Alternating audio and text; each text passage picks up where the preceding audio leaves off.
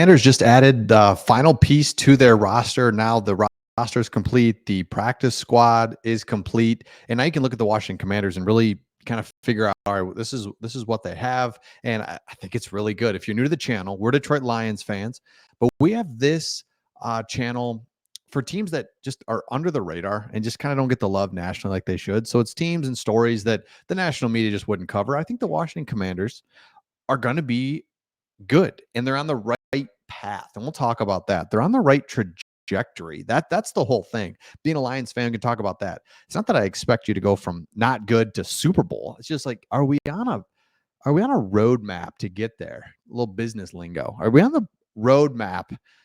Is there a path to it to be successful? They think there is. So here's what they did. They added three guys, really.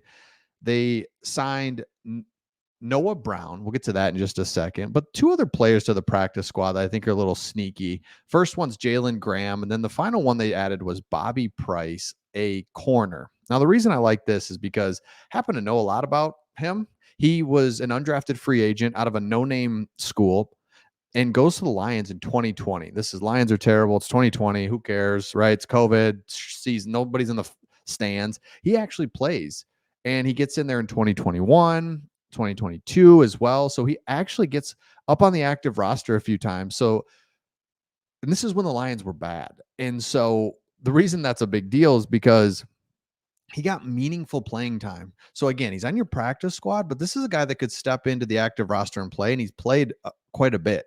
So I like the Bobby Price addition. And again, that kind of rounds everything out. Love it. Next thing is that I really like is, speaking of that, now that's Bobby Price. I like that you added him. Noah Brown, kind of hit or miss guy, but sweet. Let's do it. So I saw this and I thought it was really good. Is that Washington had a great offseason, and they really did. This is according to just different people around, like The Athletic and different sources that talked about it. Here's a couple notes I wanted to read from it.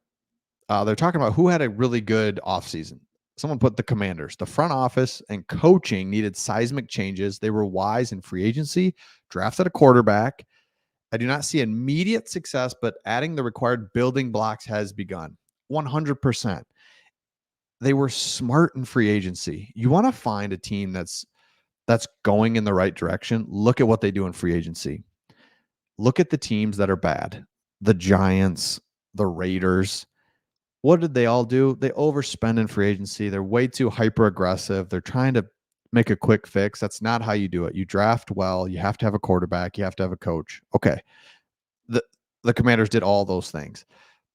They get the quarterback for the future. They get guys like Mike Sanders still, just building block guys that are going to be here forever, that the city's going to fall in love with. The areas like Mike Sanders still, I can get behind that. That's what we're talking about.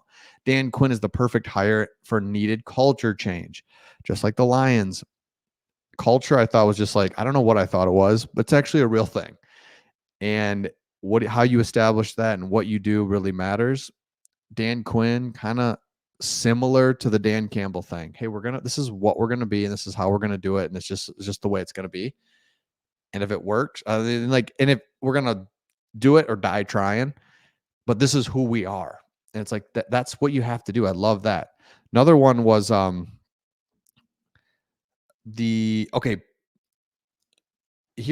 already done an excellent job flipping around the scouting department. Just having a scouting structure is something that Washington hasn't had for about 20 years. No GM is the sole evaluator of a team. That's kind of staggering. I don't know the full facts there. I don't know everything behind that, but a scouting department, doing things the right way, building through the draft. Again, those are all things you have to do. Build through the draft, do it right. So I love that. And then to combine that with, they had a great offseason. And then this is what I love too. And I think this is why the Commanders are really going to be successful. The Commanders fans have tempered expectations for the start of the Dan Quinn era of Washington football. One of the reasons I think the Lions turned it around was the expectations for Dan Campbell were very reasonable. It was like, I get what you're doing. I don't expect us to go to the Super Bowl year one. I see how you're doing this, and I think it's the right thing. And so if we have to go through a year of toughness, I get it. 2 years, man, it might take 2 years, but we're doing it the right way. We're not trying to do quick fixes. We're not signing Albert Hainsworth.